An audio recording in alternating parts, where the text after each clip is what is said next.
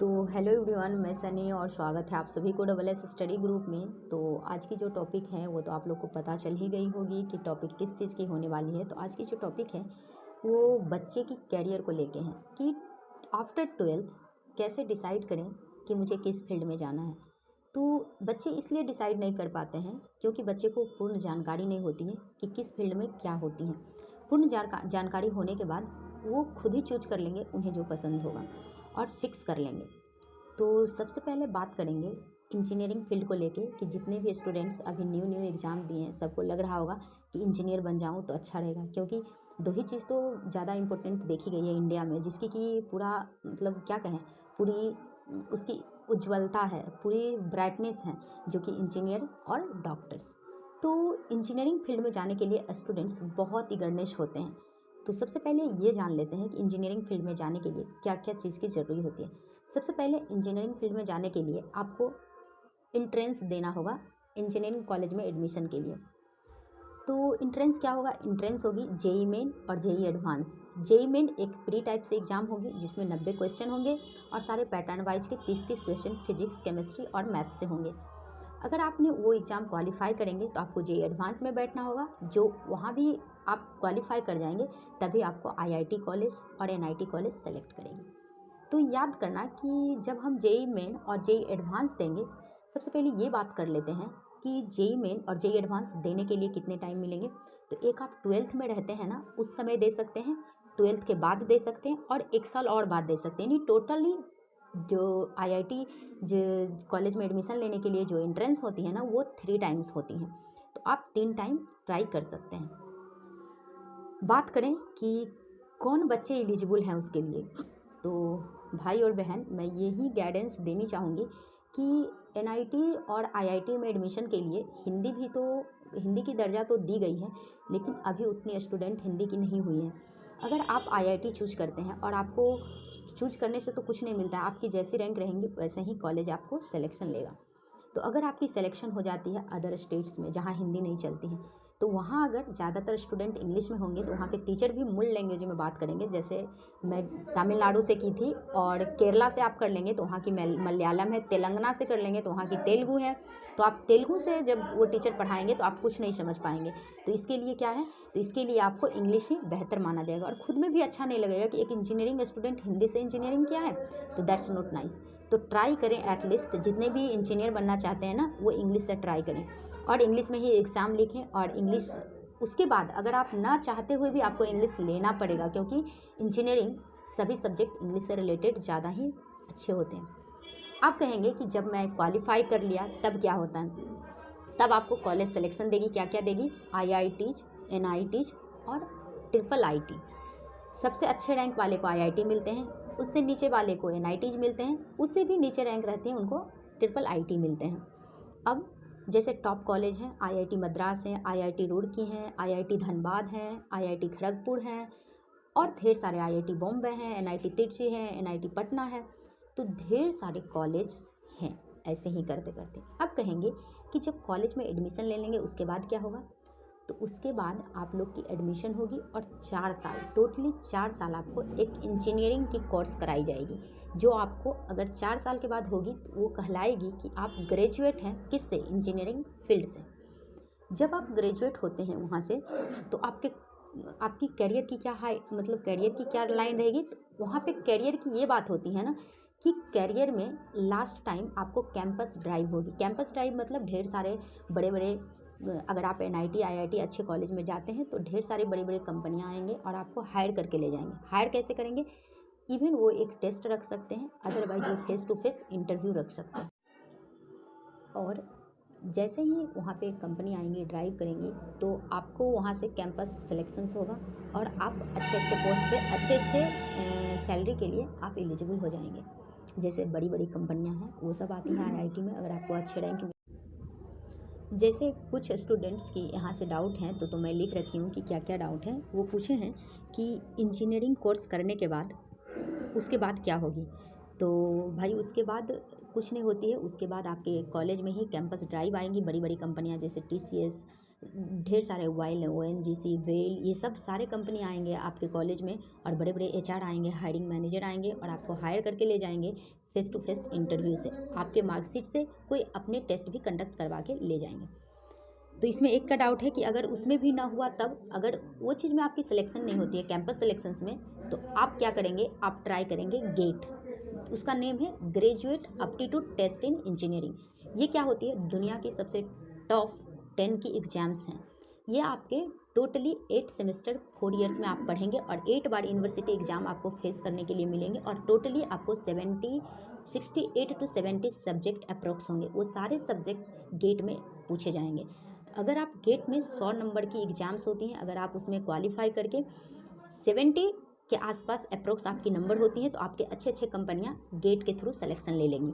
जैसे महारत्ना में NTPC हो गई, ONGC हो गई, ये सारे कंपनियां, HPL हो गई, वेल हो गई, जो भी नवरत्ना और महारत्ना कंपनी आपके रिलेटेड रहेंगे वो सब ले जाएंगे सारे सेलेक्ट। अगर आप गेट भी नहीं करते हैं तो क्या होगा, तब आप जूनियर इंजीनियर की तैयारी कर सकते हैं, जो आपको एग्ज़ाम्स के बाद आप कभी भी दे सकते हैं ग्रेजुएट होने के बाद।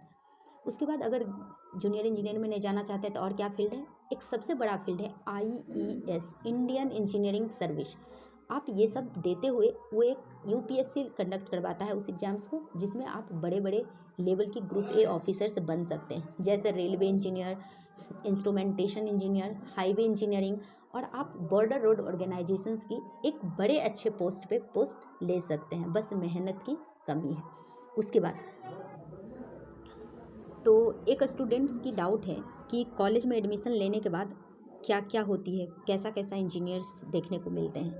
तो सुन लो मेरे भाई ध्यान से। मेन ब्रांच आपकी 5 ही है। सबसे टॉप पे है मैकेनिकल इंजीनियरिंग, दूसरा आती है सिविल इंजीनियरिंग, और तीसरा आती है इलेक्ट्रॉनिक्स एंड कम्युनिकेशन इंजीनियरिंग, चौथा आती है इलेक्ट्रिकल एंड इलेक्ट्रॉनिक्स इंजीनियरिंग, और पाँचवा आती है कंप्यूटर एंड साइंस इंजीनियरिंग। और इसी से पार्ट बाय पार्ट अलग भी हो जाते हैं कुछ इंजीनियर्स, जैसे chemical engineering, food and technology engineering, ये सब अलग अलग हैं, तो वो सब अलग अलग आ जाते हैं। तो याद रखना कि आप जब जाएंगे इंजीनियरिंग करने तो आप 5 ब्रांच में से कोई एक चुनेंगे। मैकेनिकल शॉर्टली मैं समझा देती हूँ। मैकेनिकल बॉयज़ के लिए बहुत अच्छे हैं और इसमें बड़े बड़े जहाज, हवाई जहाज, ये सब का जो आप इंस्ट्रूमेंट लगाते हैं वो सब की वर्क भी इसमें है। सिविल इंजीनियरिंग में स्ट्रक्चरल, जो बड़े बड़े बिल्डिंग, बड़े बड़े पुल, कहाँ कैसी सॉइल टेस्ट है, एस्टिमेशन कैसा है, सर्वे कैसा है, ये सब देखने को मिलेगा आपको सिविल इंजीनियरिंग में। कंप्यूटर एंड साइंस इंजीनियरिंग आप जानते ही हैं, वर्ल्ड डिजिटलाइज होने जा रहा है, तो इसकी भी वैल्यू फ्यूचर में बहुत अच्छी रहेगी। उसके बाद इलेक्ट्रॉनिक्स, आप जानते हैं इलेक्ट्रॉनिक्स क्या होती है, और इलेक्ट्रिकल मतलब करंट की टोटली रहेगी। तो आप समझ सकते हैं कि इंजीनियरिंग लेवल में 5 जो मेन ब्रांच हैं, mechanical engineering, civil engineering, electronics and communication engineering, electrical and electronics engineering, last होता है कंप्यूटर एंड साइंस इंजीनियरिंग। अलग जाएंगे तो उसमें ढेर सारे ब्रांच मिल जाएंगे। सिविल में ढेर सारे highway engineering, instrumentation engineering, structural engineering, design engineering, ढेर सारे सर्वे इंजीनियरिंग। तो आप उस फील्ड में जाएंगे तो मेन जो चूज करेंगे तो उसमें आपको अलग अलग ढेर सारे इंजीनियरिंग देखने को मिलेंगे, मराइन इंजीनियरिंग, तो ये सब देखने को मिलेगा। लेकिन ब्रांच आपको 5 ही मिलेगी, तो आप कोई भी ले सकते हैं उस फील्ड में जाने के बाद। अगर इसमें भी आपको डाउट है किस फील्ड लेंगे तो आप ज़रूर कमेंट के नीचे करना, मैं आपको सारे फील्ड की मतलब श्योर जानकारी दे दूँगी कि एक्चुअली सभी फील्ड में क्या क्या होती हैं। और तीसरा डाउट है स्टूडेंट्स की कि आप किस फील्ड से किए हैं। तो भाई मैं सिविल इंजीनियरिंग से ग्रेजुएट हूँ, मतलब सिविल ब्रांच ली थी क्योंकि मुझे डिज़ाइन में और स्ट्रक्चरल के फील्ड में बहुत ज़्यादा इंटरेस्ट था, तो मैं सिविल इंजीनियरिंग चूज की थी। चौथे की डाउट है कि गेट क्वालिफाई करने के बाद क्या होती है। तो ऑलरेडी मैं बता चुकी हूँ कि GATE exam, graduate aptitude test in engineering exams qualify करने के बाद आपको या तो IIT जब अच्छे अच्छे कॉलेज मिल जाएंगे, किसके लिए, MTech करने के लिए। जैसे आप PG करते हैं तो वहीं MTech होता है और अच्छी डिग्री होती है। अगर कोई आगे चल के इंजीनियरिंग लोगों को पढ़ाना चाहते हैं, बड़े बड़े IIT कॉलेज में प्रोफेसर बनना चाहते हैं, उसके लिए MTech एलिजिबल है, उसके लिए PhD एलिजिबल है। तो आप गेट के थ्रू एडमिशन ले सकते हैं अच्छे अच्छे कॉलेज में। तो गेट उसके लिए भी है और गेट एक तरह से जॉब के लिए भी है। तो गेट क्वालिफाई करना बहुत ज़रूरी होता है। अब जो एक और डाउट है बच्चे की, ऑलरेडी मैं बता चुकी थी, उसी में से कुछ डाउट निकल के आई हैं कि एक्चुअली ये सब होती क्या है। एक और डाउट है कि और क्या क्या अपॉर्चुनिटीज़ हैं इस फील्ड में। ध्यान से सुनना। मैं बता दी हूँ, जूनियर इंजीनियर होता है, गेट के थ्रू आप जा सकते हैं जॉब में, एक कैंपस के थ्रू जा सकते हैं, एक इंडियन इंजीनियरिंग सर्विस होती है, और स्टेट पीसीएस ढेर सारे एग्जाम कंडक्ट करवाते हैं। जैसे बीपीएससी हम लोग का हुआ, वैसे ही एक इंजीनियरिंग लेवल की भी बीपीएससी कंडक्ट करवाती है। उसके बाद लास्ट इसरो, आप सब जानते होंगे, इंडियन स्पेस रिसर्च ऑर्गेनाइजेशन, ये भी एक सिंगल टेस्ट वो अपने तरफ से कंडक्ट करवाता है सारे इंजीनियरिंग लोगों के लिए। तो वो भी अपॉर्चुनिटीज़ है, ढेर सारे बहुत अपॉर्चुनिटीज़ हैं, आप कहीं भी जाके सेलेक्ट हो सकते हैं, बस मेहनत की कमी है। और चौथा बात कहती हैं कि हम इंजीनियरिंग करके यूपीएससी में जाना चाहते हैं, तो भाई यही गाइडेंस है कि इंजीनियरिंग करके आप अगर यूपीएससी में जाएंगे, नॉर्मल यूपीएससी में जो जनरल वाले होते हैं, ऐसे तो मैं गाइडेंस करूँगी इंडियन इंजीनियरिंग सर्विस की। अगर आप वो नहीं क्वालिफाई करते, क्योंकि वो जो होगी वो आपके सारे इंजीनियरिंग सब्जेक्ट से रिलेटेड होगी। अगर आप ये यूपीएससी में जाना चाहते हैं जो नॉर्मल होती हैं, आईएएस आईपीएस, इसमें तो वहाँ से एक क्वेश्चन आपको ज़रूर पूछा जाएगा कि आप इंजीनियरिंग फील्ड से क्यों यूपीएससी चूज किए। अगर आप चूज किए तो पैसा क्यों वेस्ट किए इतना इंजीनियरिंग में। ये चीज़ तो आपका नॉर्मल में भी हो सकती है। अगर इस क्वेश्चन को जवाब देने के लिए आप कैपेबल हैं तो आप चूज करते हैं इंजीनियरिंग आफ्टर इंजीनियरिंग यूपीएससी, ठीक है, दैट्स इट, गुड।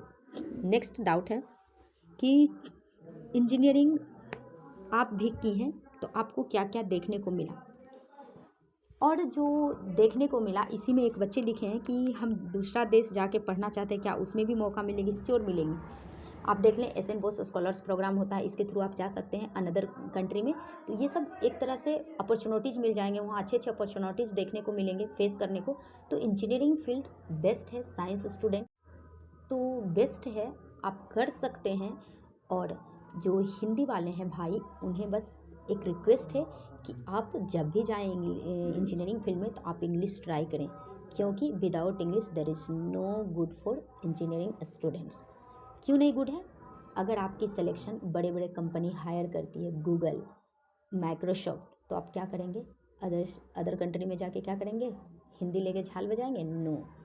तो इसलिए आपको प्रिपेयर रहना है। तो गाइडेंस है कि जितने भी हिंदी मीडियम के स्टूडेंट्स हैं, जिनको लगता है मुझसे नहीं होगा, तो आप इस फील्ड को छोड़ दें। जिनको लगता है कि नहीं मेरे पास कैपेबल क्षमता है, कर सकते हैं, तो you can do it. All the best for your future, for being engineers.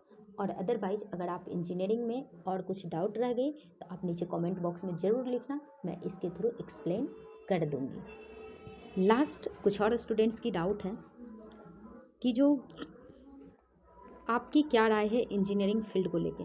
भाई मैं तो इंजीनियरिंग ऑलरेडी कर ही चुकी हूँ, और मैं सिविल इंजीनियरिंग से की हूँ।